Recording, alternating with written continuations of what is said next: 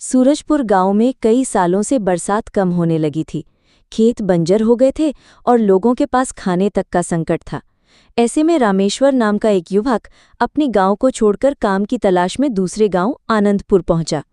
रामेश्वर भटकते भटकते एक बड़े किसान धर्मपाल चौधरी के दरवाजे पर जा पहुंचा। रामेश्वर नम्रता से बोला, चौधरी साहब, मैं दूसरे गांव से आया हूं। हमारे यहाँ अकाल पड़ा है, खेत सूखे हैं और लोग भूखे मर रहे हैं। अगर आपके यहाँ मुझे कुछ काम मिल जाए तो बड़ी कृपा होगी। चौधरी ने बोला, अरे बेटा, तुम्हारी हालत तो सचमुच खराब लग रही है। मेरे पास एक काम है, पर वो आसान नहीं है। रामेश्वर जी, मुझे आप कोई भी काम दीजिए, मैं ईमानदारी और मेहनत से करूँगा। चौधरी ने कहा, ठीक है, मेरे पास 40 गायें और 60 भैंसें हैं। रोज सुबह शाम उनका चारा पानी करना होगा और गोबर साफ करना होगा। महीने के अंत में तुम्हें 250 रुपये और 2 वक्त का खाना मिलेगा। रामेश्वर ने कुछ सोचा, फिर हामी भर दी और गौशाला में ही रहने लगा। वो रोज मेहनत से काम करता और जानवरों का अच्छे से ध्यान रखता। उसकी लगन देखकर चौधरी खुश हुए और कुछ महीनों बाद उसकी तनख्वाह बढ़ाकर 500 रुपये कर दी।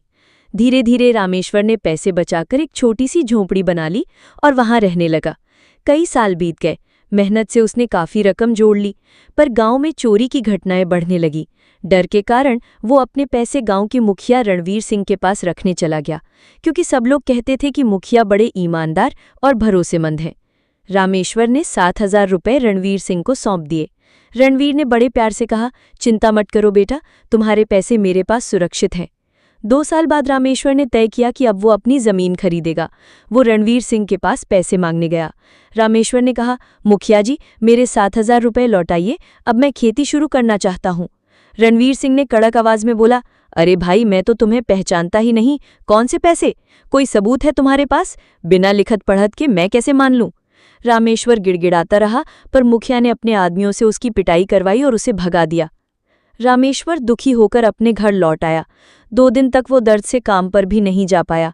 जब चौधरी जी मिलने आए तो रामेश्वर ने उन्हें सब हाल सुनाया।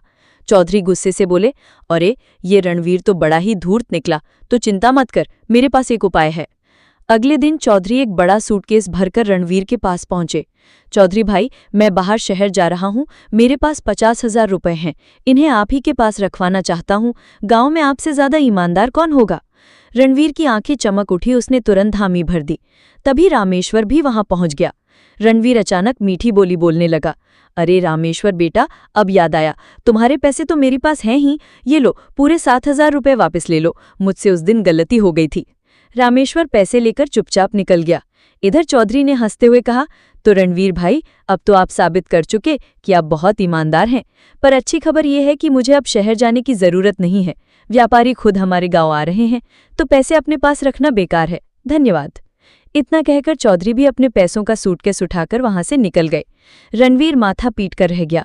उसके हाथ से रामेश्वर के 7,000 रुपये भी निकल गए और चौधरी के लाखों रुपए भी नहीं आए। रामेश्वर ने कृतज्ञ होकर चौधरी से कहा, चौधरी जी, अगर आप न होते तो मेरी मेहनत की सारी कमाई लुट जाती।